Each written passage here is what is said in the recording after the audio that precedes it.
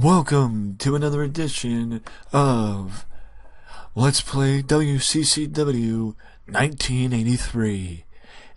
I do realize that it's been a while since we took a trip back to the territories. Specifically, we haven't done it since the big event at the end of January, where we saw, just to recap a little, where we saw Bugsy McGraw and the Mongol face the Fantastics and come out victorious.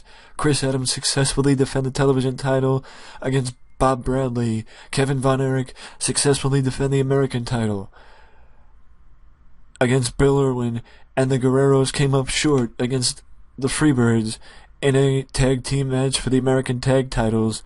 And the main event saw David Von Erich go up against Buddy Roberts for the Texas Heavyweight title, and the match ended in with David winning via disqualification after the Freebirds ran in and attacked David Von Erich, and we saw the show end with a brawl between the Von Erichs and the Freebirds.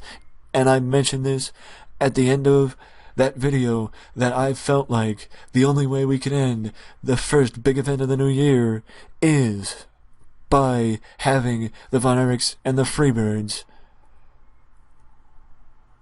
having what I should say is this: having tensions rise between the Von Erichs and the Freebirds. And also, I almost forgot, Kabuki defeated El Hijo del Tejas also on this show, and even though you don't see, actually right here,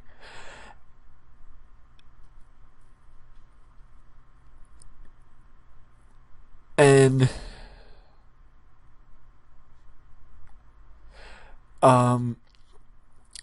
even though both Kabuki and Gary Hart are not on this show tonight, you will find out what Jose Lothario has to say after his client Del Tejas came up short in his first big match against Kabuki.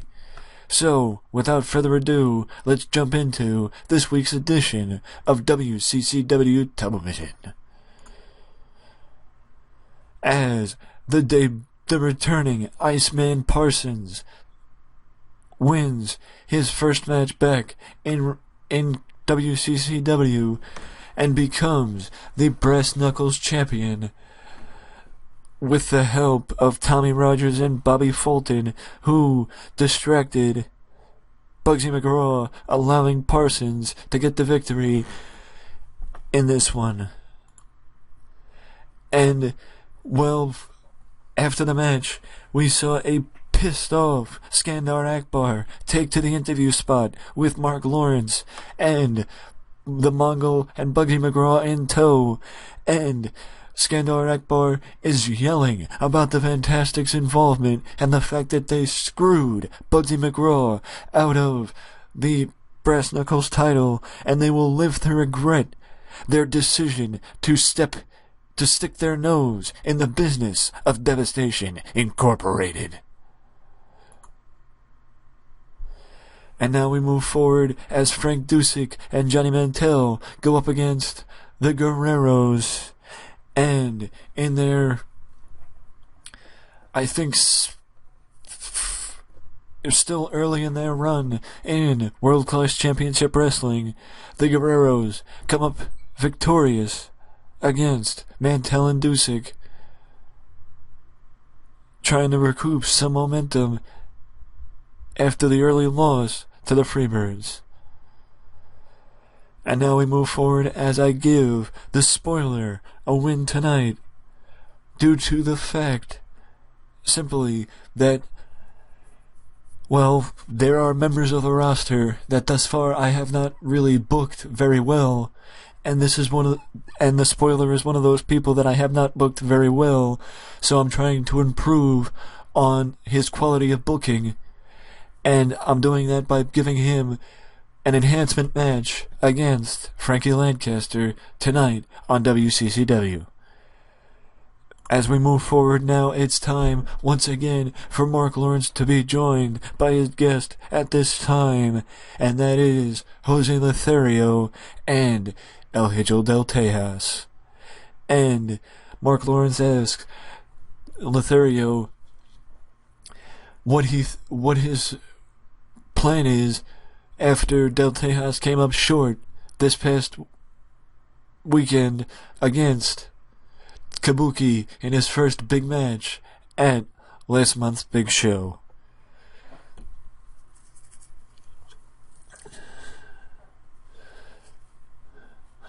And well, Lothario pretty much references that Gary Hart got involved in the match, which allowed Kabuki to get the victory over Del Tejas. Actually, wait, I don't think Gary Hart actually did get involved, now that I think about it. Because I don't think I wanted him to get involved, because, well, it's sort of like the early losses are easy to forget, let's put it that way. But Lothario goes the route of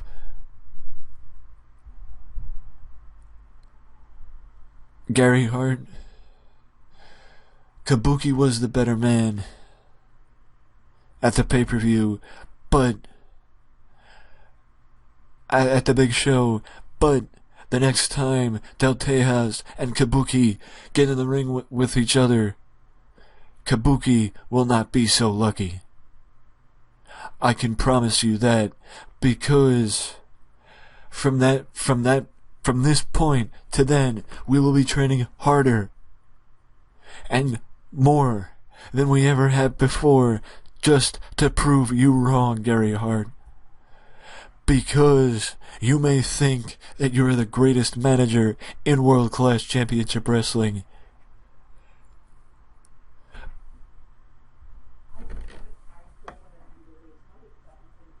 but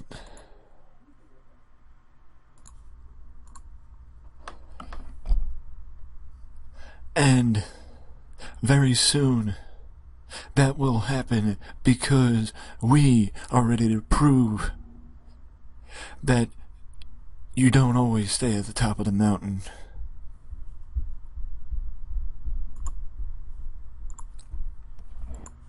Especially when you have a pack of 2 hungry wolves staring at you, ready and willing to take advantage of any opportunity that they're given to them, that is given to them. Gary, we're not ready to lay down yet. We want another opportunity. Speaking of some heels that I haven't really booked very well from the start, one of those names is Killer Tim Brooks. Or another one of those names is Killer Tim Brooks. And much like his counterpart, the Spoiler, I haven't really done good with Killer Tim Brooks since the start either. That is why basically the month of February is going to be used as a month to restructure and rebuild the heel roster, to help keep the heel roster strong for the fact that I have top baby faces like the Von Erichs, and it may even see some new talent come in. Specifically some more baby faces to balance the roster a little bit, but also some heels. But I don't know what my plan is yet for the month of February, because this is week 1, and we still got 3 more weeks for the month of February, and also we still have 3 more weeks until the big event for the month of February. And as far as the card goes for the month for that, nothing is anywhere close to being confirmed or even known for that card at this point right now, because it's far too soon for that. And now we move to the main event, as Kerry Von Erich goes up against one of the only well-booked heels since the start, and that is King Kong Bundy. And King Kong Bundy has not even been booked that well. That's just how badly most of the heels that I have been booked outside of the Mongol, Bugsy McGraw, and the Freebirds. And I only mentioned Mongol and Bugsy McGraw because they won at the big event over the weekend, and most of the other heels did not. So I can say that very few heels have been booked very well, and I'll go back to what I always say. One loss isn't going to kill someone, but consistent losses without wins might. Well, not might, it will. And if the in-ring performance by these two was anywhere better, then we would have gotten closer to probably closer to a 90, to be honest. But because of the fact that mid-70s and high 60s, 72 for Kerry Von Erich and a 68 for King Kong Bundy, were their in-ring performances that really limited the final rating of the match. But either way, a good main event for this week's edition of World Class Championship Wrestling.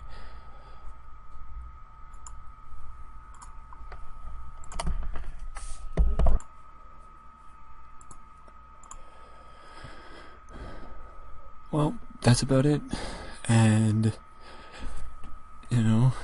at this point, I want to hear from you. Let me know what you think of the video, and let me know what you think of the series. I know it's been a while since I actually put up an edition of this series, and hopefully I can get back on being a little bit more consistent. Not just with this series, but with TNA as well, and WCW 2000 as well.